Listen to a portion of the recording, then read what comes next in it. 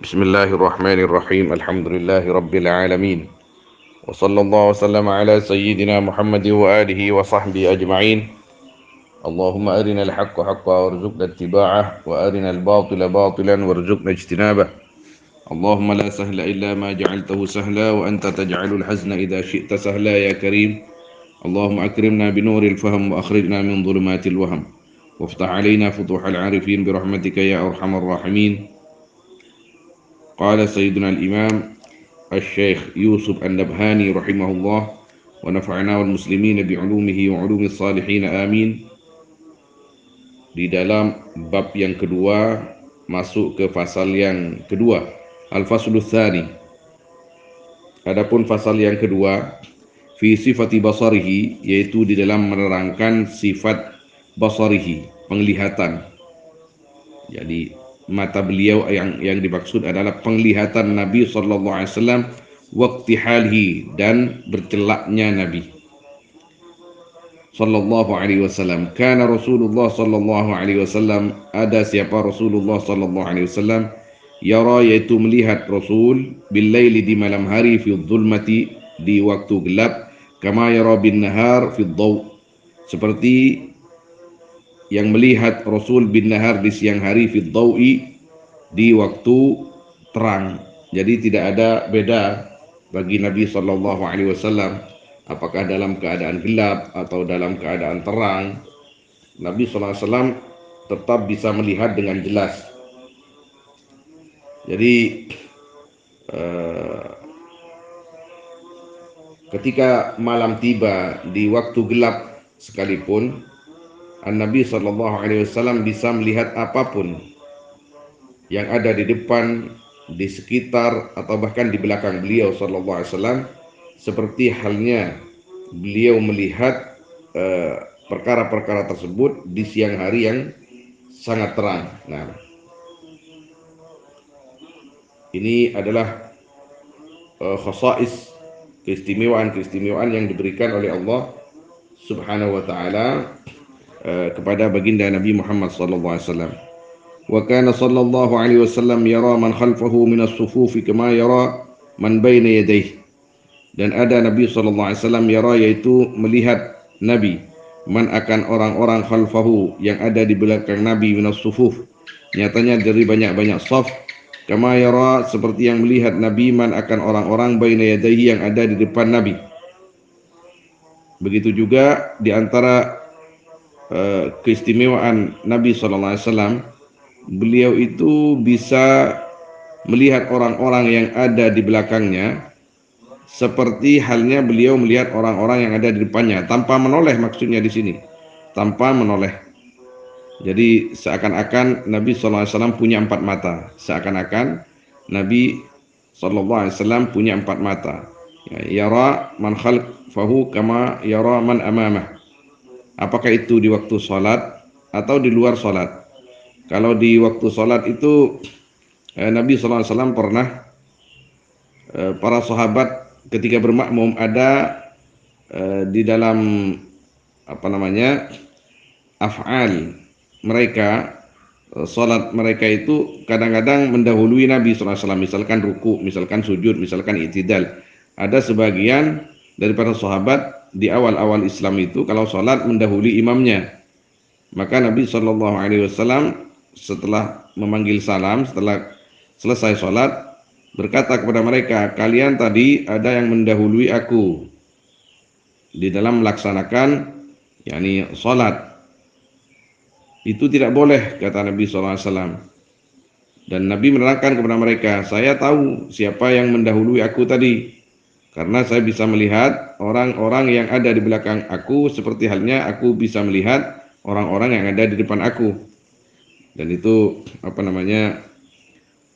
keistimewaan bagi Nabi sallallahu alaihi wasallam. Pernah terjadi juga kepada orang munafik, kalau tidak keliru itu Hakam bin As, pamannya Sayyidina Utsman radhiyallahu taala an Sayyidina Utsman. Jadi Hakam bin As ini pernah berjalan meniru Nabi sallallahu alaihi wasallam, tapi dalam rangka mengejek di belakang Nabi sallallahu alaihi wasallam. Nabi sallallahu alaihi wasallam berjalan, jadi orang ini di belakang Nabi berjalan meniru jalannya Nabi SAW, tapi dengan tujuan mengejek. Maka Nabi SAW berkata, karena Nabi SAW melihat itu tanpa menoleh, melihat orang yang ada di belakangnya. Nabi berkata, tetaplah kamu seperti itu. Kun kama kuntah, atau kama qala Nabi SAW. Tetaplah kamu seperti yang kamu sekarang lakukan itu. Jadi setelah itu katanya orang itu berjalan seperti jalan dia waktu mengejek Kanjeng Nabi SAW. Artinya jadi jelek, karena bahasa Indonesianya disumpahi istilahnya oleh Nabi SAW. Jadi ada beberapa bait yang dulu saya sering dengar dari Abu Yazid Muhammad Alwi Malik Al-Hasani rahimahullah ta'ala wa qaddasa sirrahu, yani khussa nabiyuna bi asyrati khisal lam yahtalim qattu wa ma lahu zilal. Jadi Nabi SAW ada diberikan khususiyah 10 perkara ya, yang disebut di bait-bait ini. Satu, lam yahtalim qattu wa ma lahu zilal. Dia tidak pernah istilam SAW, tidak pernah mimpi metumani, istilahnya, karena ihtilam itu minasyaitan, kata Nabi SAW. Nabi SAW tidak mendekat kepada beliau syaitan. Wa ma lahu dhilal, tidak ada bayang-bayangnya beliau itu, li'annahu nur. Wan nur ma lahu dhilal. Wal ardu ma yakhruju minhu tabtali'. Kadzalika ad-dubabu anhu mumtani'. Setiap apa yang keluar dari jasadnya beliau, mohon maaf, qadil hajah misalkan, itu langsung ditelan oleh bumi. Begitu juga kadzalika ad-dubabu anhu mumtani'. Namanya lalat tidak pernah menyentuh Nabi SAW, karena lalat itu biasanya makan kotoran atau sampah. Tanamu ainahu wa qalbun la yanam yara man khalfahu kama yara amam. Ini sampai sudah. Jadi bisa saja kedua mata beliau SAW itu tidur, tapi hatinya tidak pernah tidur. Seperti halnya juga Nabi SAW bisa melihat orang-orang yang ada di belakang beliau, seperti halnya beliau bisa melihat orang-orang yang ada di depan beliau. Nah, lam yatatha'ab qattu. Naam.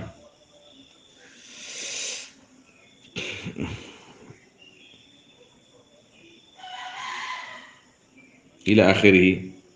Kemudian juga tidak pernah beliau itu awai, ya. Tidak pernah itu permulaan orang ngantuk itu, awai. Apa itu? Cendawa, ya. Ulida makhtunan ilaiha tabi'ah. Lam yatatha'ab qattu wa hiya sabi'ah. Ulida makhtunan ilaiha tabi'ah. Ta'rifuhu, jadi juga diantaranya beliau itu wulida makhtunan, jadi lahir langsung tersunat beliau itu. Ta'rifuhu ad-dawabu hina yarkabu ta'ti ilaihi sur'atan la tahrubu. Jadi semua binatang tahu bahwa dia adalah baginda Nabi Muhammad SAW. Ketika binatang kendaraan atau hewan kendaraan itu ingin dikendarai Nabi SAW, maka hewan itu dengan senangnya datang kepada Nabi SAW bisur'ah, dengan segera. Ya'lu julusuhu julusal julasa shalla alaihi lahu subhan wa masa.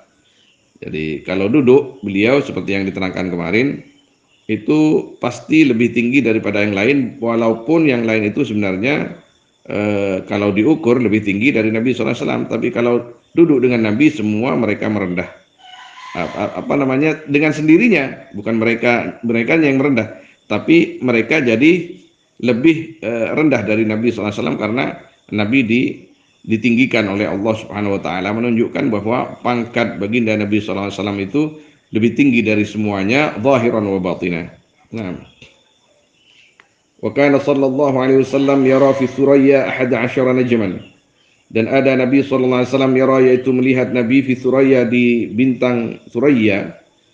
Suraya itu satu gugusan bintang. Kalau orang Madura biasa menyebut bintang Kortekah. Ahada asyara najman, akan 11 bintang. Ini dari tajamnya pandangan Nabi SAW. Karena sebenarnya memang 11 bintang katanya, tapi yang tampak ke kita 6 atau 7. Yang biasa tampak 6 atau 7. Karena mata kita tidak bisa melihat. Tapi Nabi SAW melihat bahwa Athuraya itu ada 11. Dan itu yang benar. Kenapa kita hanya bisa melihat itu 6 atau 7? Karena pandangan kita tidak sampai ke bintang-bintang itu. Jadi pandangan Nabi SAW tajam, tembus. Wa kana sallallahu alaihi wasallam la yaq'udu fi baitin mudlim hatta yudha'u lah bisiraj. Dan ada Nabi sallallahu alaihi wasallam la yaq'udu, yaitu tidak duduk Nabi fi baitin, di satu rumah, mudlimin yang gelap, hatta yudha'u lah, sehingga diberi sinar lahu bagi Nabi bisiraj dengan bisiraj dengan, atau hatta disinari lahu bagi Nabi bisiraj dengan lampu. Jadi Nabi SAW itu kalau masuk ke dalam satu rumah gelap di situ, beliau tidak kesokan, tidak mau duduk kecuali dinyalakan lampu di situ. Ini sebenarnya pelajaran kepada kita. Nabi SAW mengajarkan kepada kita bahwa kalau kita masuk ke satu rumah, maka disunnahkan di rumah itu kalau malam hari waktu gelap supaya dinyalakan lampu. Kecuali mau tidur beliau SAW, maka lampu itu dimatikan. Dan kita tidur dalam keadaan gelap itu lebih bagus daripada kita tidur dalam keadaan terang benderang. Karena kata dokter itu, kalau kita tidur dalam keadaan gelap, semua anggota tubuh kita, kulit kita, bulu-bulu kita itu semua istirahat. Nabi SAW mengajarkan seperti itu. Kalau kita masuk rumah di malam hari gelap, maka hidupkan lampu itu. Ya, ini sunnah. Jadi kita melakukan itu niat ikut Nabi SAW. Kecuali mau tidur, ya matikan lampu. Atau kalau sekarang ada lampu tidur lah yang kecil itu. Walaupun sebenarnya tanpa lampu sekalipun, apabila Nabi SAW masuk ke dalam sebuah ruangan yang gelap, maka ruangan itu akan menjadi bercahaya atau bersinar dengan sendirinya, karena sinar yang terpancar dari wajah baginda Nabi Muhammad SAW. Tapi ini ta'lim kepada umatnya, bahwa umatnya itu kalau masuk satu rumah, satu kamar di malam hari yang gelap, maka disunnahkan dihidupkan lampu di situ. Wa kana sallallahu alaihi wasallam yu'jibuhu an-nazar ila al-khudrati wal ma'il jari. Dan ada Nabi SAW yu'jibuhu, yaitu menyenangkan akan Nabi an-nazar, melihat ilal khudrati, kepada yang hijau-hijau, ya di pegunungan, pesawahan, wal ma'il jari, dan air yang mengalir. Wal ma'il jari, dan air yang mengalir. Ada sebuah asar, ada yang mengatakan itu mauquf kepada sahabi, ada yang mengatakan marfu kepada Nabi SAW. Salasatun yajlul basar. Ada 3 perkara yang bisa menyejukkan mata. Yana an-nazar ilal ma'il jari, yang pertama melihat air yang mengalir, kemudian an-nazar ilal khudra, kepada hijau-hijauan, kemudian an-nazar ila al-wajhil hasan, melihat wajah yang cantik, yang halal maksudnya di situ. Wa kana sallallahu alaihi wasallam yu'jibuhu an-nazar ila al-utruj. Dan ada Nabi sallallahu alaihi wasallam yu'jibuhu, yaitu menyenangkan akan Nabi an-nazar, melihat ila al-utruj, kepada buah utruj. Utruj ini seperti lemon, tapi lebih besar daripada lemon. Kalau sebagian kiai-kiai memberi makna ini lemon, sebenarnya bukan. Utruj ini kalau orang Syam bilang, kata Syekhuna Muhyiddin Mazawiyah, itu utruj ini orang Syam biasa menyebut kabad. Jadi ini semua bermanfaat. Ya seperti lemon itu tapi besar. Semua manfaat, bijinya, kulitnya, semuanya bermanfaat. Jadi Nabi SAW pernah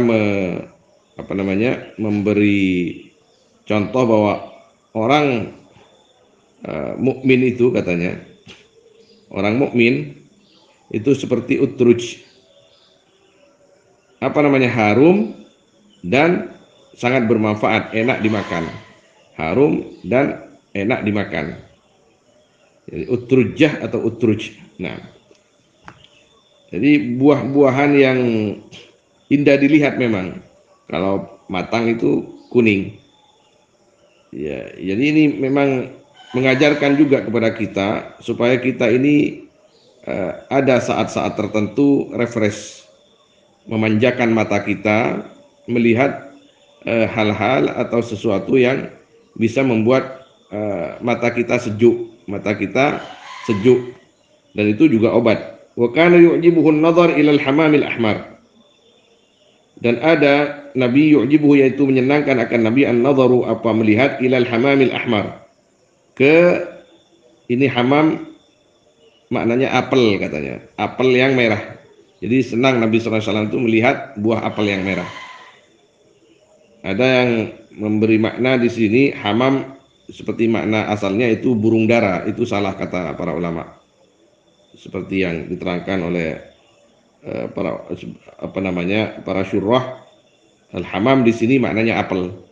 Jadi Nabi SAW ini tidak bisa diberi makna hamam burung dara. Tidak, yang dimaksud di sini hamam adalah buah apel. Nabi SAW senang melihat buah apel yang merah itu. Kalau dimaknai burung dara tidak pas dan tidak benar kata ulama di sini. Walaupun di antara makna hamam itu burung dara. Dalam sebuah hadis Nabi SAW itu ketika melihat ada seorang pemuda yang bermain burung dara, kalau sekarang mungkin nganduk lah ya. Jadi Nabi SAW mengatakan, syaitan yadba'u syaitana, kama qala Muslim. Itu syaitan mengikuti syaitan. Syaitan mengikuti syaitan. Jadi syaitan laki-laki mengikuti syaitan perempuan. Syaitan jantan mengikuti syaitan betina. Itu ketika Nabi SAW melihat ada pemuda yang bermain burung dara. Wa amma iktihalu Rasulillah sallallahu alaihi wasallam faqad kana sallallahu alaihi wasallam idza iktahal ja'ala fi 'ainin ithnaini wa wahidatan bainahuma. Ay ja'ala fi kulli 'ainin mirwadain wa wahidun yuqsamu bainahuma fal majmu'u witrun wa huwa khamsatu marawidah. Wa amma iktihalu Rasulillah sallallahu alaihi wasallam, maka adapun bercelaknya Rasulullah sallallahu alaihi wasallam, faqad kana, maka sungguh ada Nabi sallallahu alaihi wasallam, idza iktahal, yaitu apabila bercelak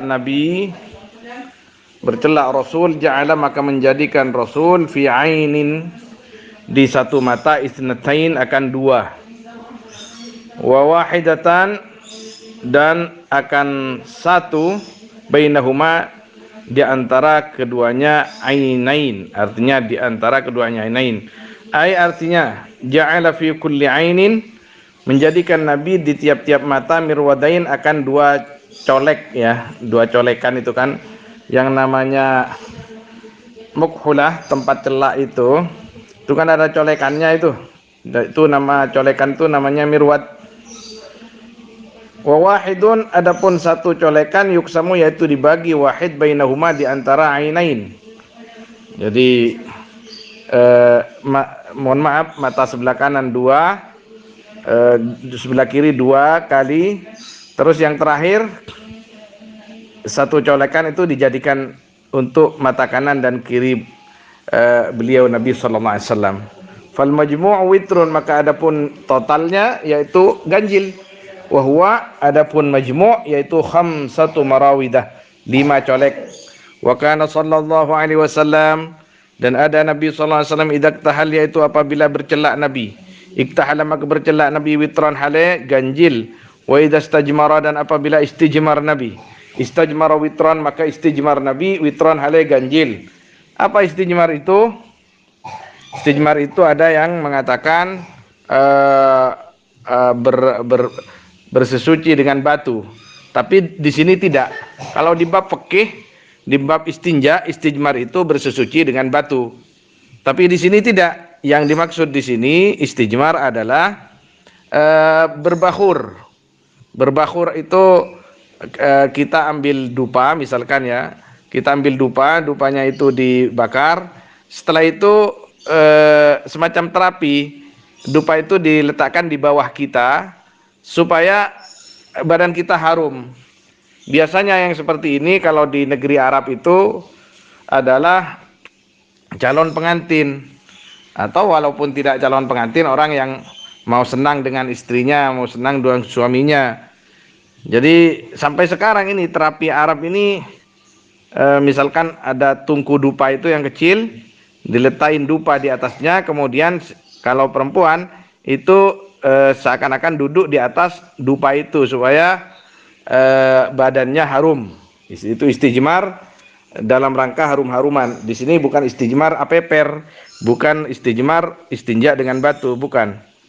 Yang dimaksud istijmar di sini adalah berharum-haruman dengan bukhur. Wa kana lahu sallallahu alaihi wasallam mukhulah, dan ada yaitu bagi Nabi sallallahu alaihi wasallam apa tempat celak yaktahilu minha kullalailah, yang bercelak Nabi minha dari mukhulah di tiap malam. Salasatan fi hadhihi wa salasatan fi hadhihi. 3 kali di sini dan 3 kali di sini. Jadi ini apa namanya penjelasan dari Nabi sallallahu di hadis ini tentang Nabi sallallahu alaihi wasallam di dalam bercelak.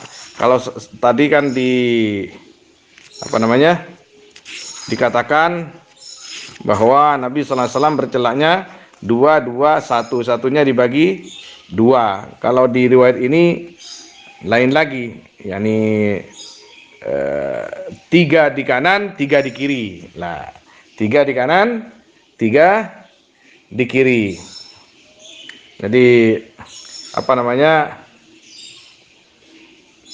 yang dimaksud witir kalau di riwayat ini adalah witir per mata, witir per mata. Kalau yang tadi witir secara keseluruhan 2 mata. Ganjilnya maksudnya, ganjilnya. Kalau tadi kan 2 kanan, 2 kiri, terakhir 1 dijadikan 2. Kalau di sini 3 kanan, 3 kiri. Wa kana sallallahu alaihi wasallam la yufariqu fil hadar.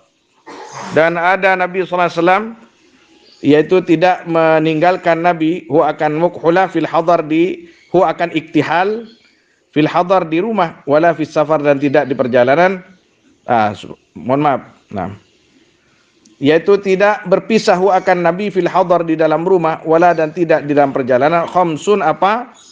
5 perkara. Jadi ada 5 perkara yang selalu ada di sisi Nabi sallallahu alaihi wasallam. Al mir'atu, 1. Ini mir'at, cermin.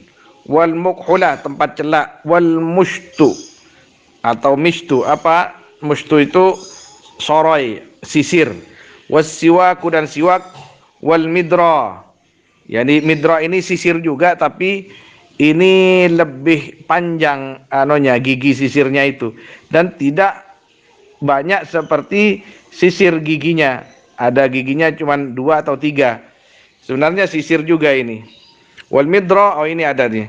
Adapun midra syai'un yu'malu min hadidin aw khashab, yaitu suatu yang dibuat syai' dari besi atau kayu. Ala syakli sinnin, atas cocok jangan metur ya. Atas rupa sinnin apa namanya? Gigi min asnanil musti, dari gigi-giginya sisir. Wa atwala minhu, dan lebih panjang dari apa namanya sinnil musht. Yusarruh bihi sya'ru, yang diurai bihi dengan midra asy'aru, apa rambut, al mutalabbid yang apa namanya yang al mutalabbid siakuntil, yang berjubel.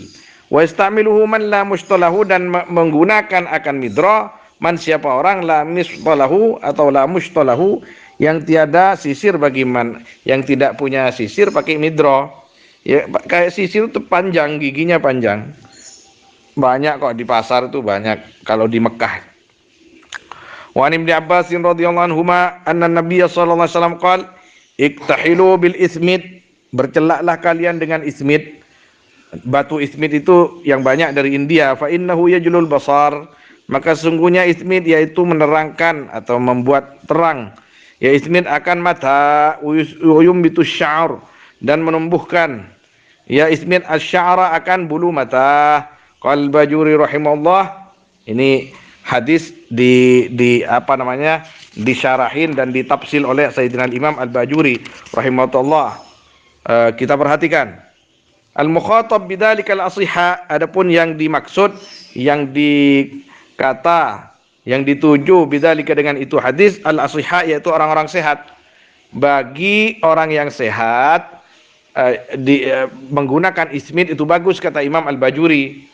Ammal ainul maridah, adapun mata yang sakit. Kalau matanya sakit, kalau Imam Bajuri mengatakan faqad yadurruhal ismit, maka terkadang membahayakan akan al-ainil maridah, al-ismit apa? Batu ismit. Wa huwa hajarul kuhlil ma'dinil ma'ruf, adapun ismit yaitu batu celak al-ma'dini yang bangsa apa, ma'din. Ma'din itu diambil dari dalam tanah, al-ma'ruf yang terkenal. Wa ma'dinuhu bil masyriq, adapun tempatnya al-kuhl atau hajar bil masyriq yaitu di arah timur, yang di India biasanya. Kalau dari Mekah kan timur India itu. Wa huwa aswad, adapun ismit yaitu hitam, yadribu bercampur, yang bercampur aswad ila humratin akan merah. Wa qala ba'da qawli yajlul basar, dan berkata al-Imam Al-Bajuri sesudah perkataannya An-Nabi sallallahu alaihi wasallam yajlul basar, di dalam syarahnya, wa hadza idza iktahala bihi man i'tadah, adapun ini yaitu apabila berkuhul atau bercelak man bihi dengan ya ismit, bercelak bihi dengan ismit, siapa orang i'tadahu yang biasa, yang biasa, man huwa akan iktihal bil ismit. Fa in iktahala bihi man lam ya'tadhu, maka jika berkuhul, bercelak bihi dengan ismit, siapa orang yang tidak biasa man huwa akan ismit, ramidat, maka rabun ainuhu apa matanya man. Jadi kalau tidak biasa dengan ismit, nggak usah, kata beliau itu, karena bisa-bisa menyebabkan lemah akan pandangannya.